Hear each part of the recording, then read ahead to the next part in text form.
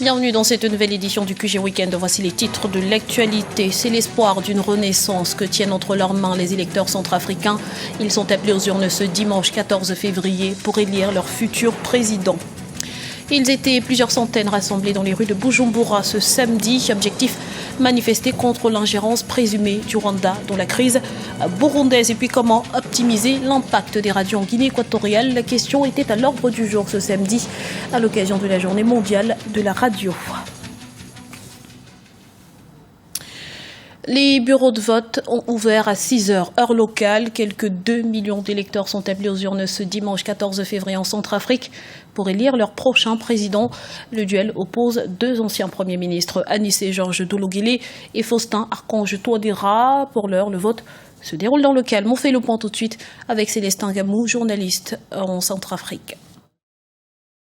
Jusqu'à l'heure où je vous parle, les élections se déroulent dans des conditions normales. Selon les informations que nous avons reçues au niveau de la coordination de la synergie des médias, la majorité des bureaux de vote ont ouvert vraiment leur porte à l'heure indiquée. Donc, tout ce matin, le matériel électoral était disponible.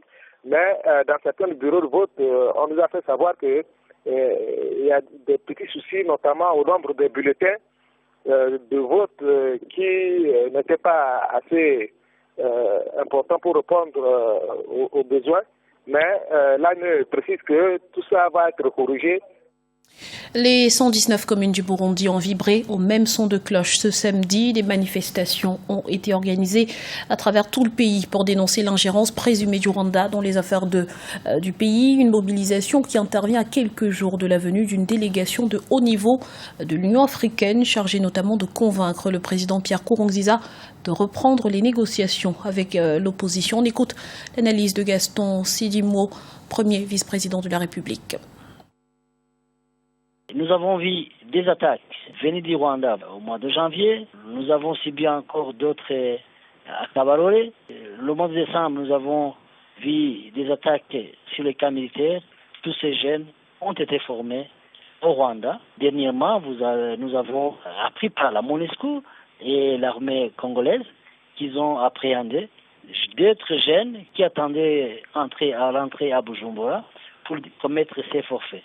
De tous ces preuves, nous disons sans nous tromper que le gouvernement rwandais est derrière les attaques qui se perpètrent au Burundi. Le Burundi voit qu'il n'y a pas d'autre mécanisme qu'avoir des contacts directs avec Kigali. Au lieu de dire des négociations qui n'aboutiront pas, nous préférons chercher comment entrer en contact direct avec le Rwanda et négocier, parce que le Rwanda c'est un pays voisin. Vous savez qu'on peut choisir un ami, mais on ne peut pas choisir un voisin ou un frère. Donc il est son frère, donc nous n'avons pas intérêt à ce que le Rwanda déstabilise le Burundi et le Burundi déstabilise le Rwanda. Informer, c'est sauver des vies. Comme chaque 13 février depuis 2012, la journée mondiale de la radio a été célébrée ce samedi. En Guinée équatoriale, l'événement a été l'occasion de faire un état des lieux des radios nationales. Voyez ce reportage de notre correspondant Léopoldo Enemembazoué. La Guinée équatoriale a célébré le 13 février la journée mondiale de la radio. C'est une première depuis sa commémoration en 2012 pour l'UNESCO. Une occasion pour les autorités du ministère de l'Information, Presse et Radio du pays de mesurer le chemin parcouru par les radios équato-guinéennes. Le débat en Guinée équatoriale reste encore la dynamisation de ces médias de proximité. Nous devons être conscients de l'importance de la radio dans le monde actuel. Je suis très content pour les résultats auxquels sont parvenus les radios de mon pays au cours de ces dernières années. Grâce aux efforts de tous, nous avons gagné un grand public qui aime écouter nos émissions de radio et de télévision.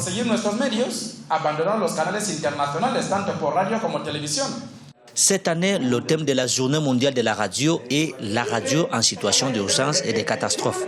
La Guinée équatoriale n'a pas connu de grandes catastrophes, mais les radios présentes ont joué leur rôle de sensibilisation et d'information depuis 1967.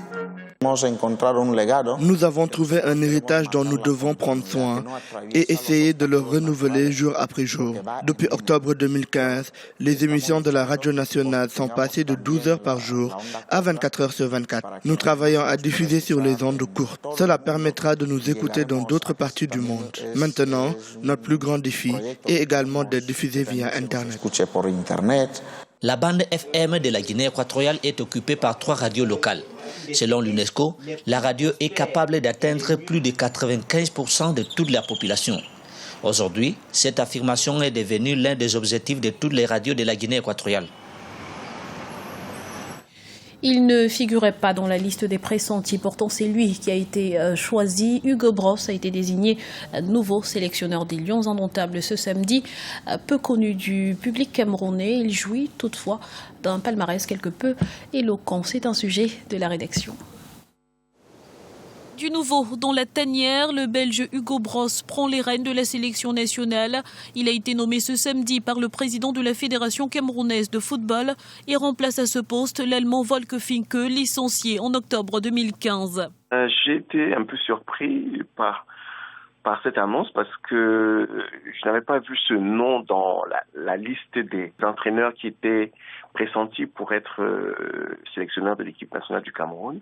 C'est pas toujours un grand nom qui fait un grand entraîneur. On a vu des grands noms échouer dans certaines sélections et tout ça.